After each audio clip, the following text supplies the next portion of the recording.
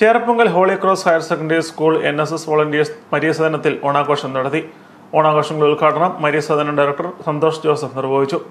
Principal reverend father Somy Mathew അധ്യക്ഷത വഹിച്ചു. യോഗത്തിൽ NSS programme officer doctor PJ Sindhurani, Shani Jose, CM Anvin, Kelvin Binu തുടങ്ങിയവർ പ്രസംഗിച്ചു. തിരുവാതിരയും നൃത്തങ്ങളും ഓണപ്പാട്ടുകളുമായി വിദ്യാർത്ഥികളും വിവിധ കലാപരിപാടികളുമായി മരിയസദനത്തിലെ സഹോദരങ്ങളും ഒത്തുചേർന്ന് ഓണാഘോഷങ്ങൾ മനോഹരമാക്കി.